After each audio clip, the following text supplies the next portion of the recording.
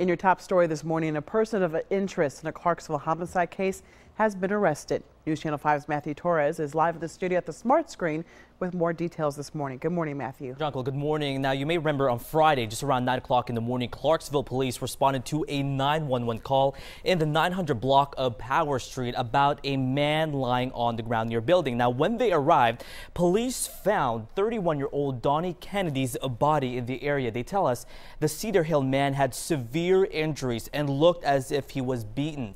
The investigation led officers to 30-year-old Demetrius Cobbin, who they identified as a person of interest. We're told he admitted to getting into an altercation with the victim that morning.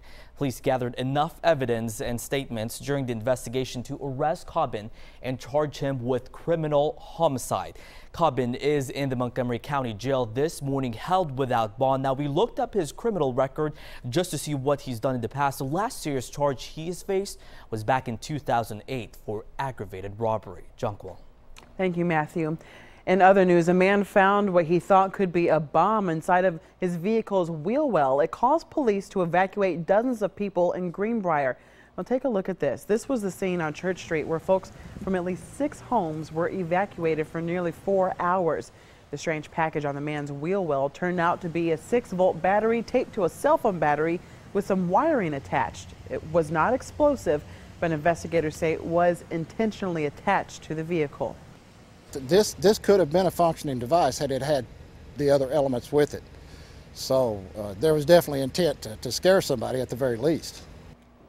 The victim told police he does not have any enemies he can think of right now.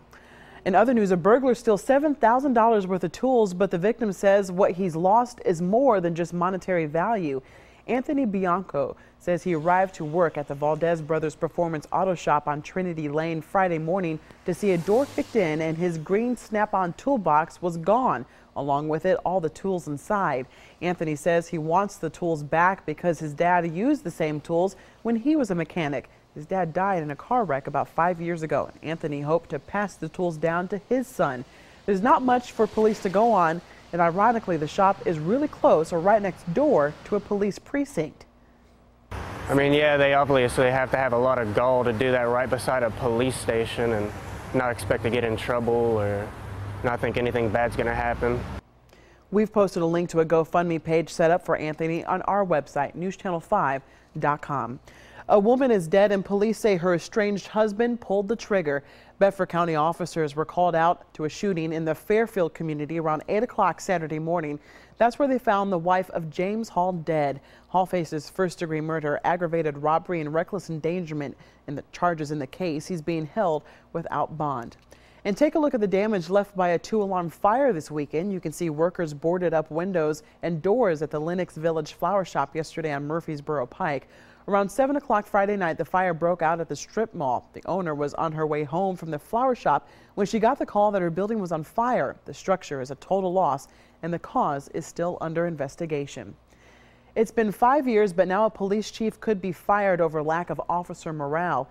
WJLE Radio reports Mayor Jimmy Poss placed Chief Randy Kaplinger on suspension pending his termination.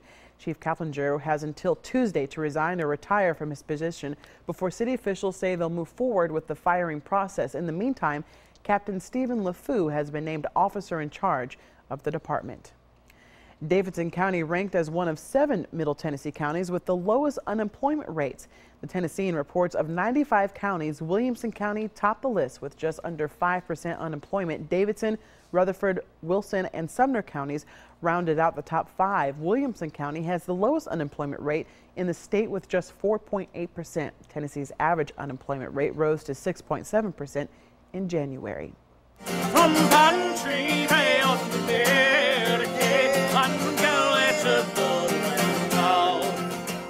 the sounds of Music City there on Demumbrian. That's where a festive of shades of green was this week. And the area around the Musica statues was blocked off for the Music City Irish Festival.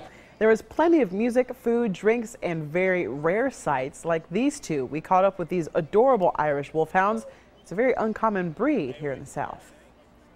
These dogs were up in New York recently, leading off a parade out in Long Beach, New York. And this is our first Irish festival here in Nashville, so we thought we'd bring them on over. It's good. We've only made it 200 feet. People keep stopping us, but we're enjoying it. The party lasted more than 12 hours. St. Patrick's Day is this Tuesday.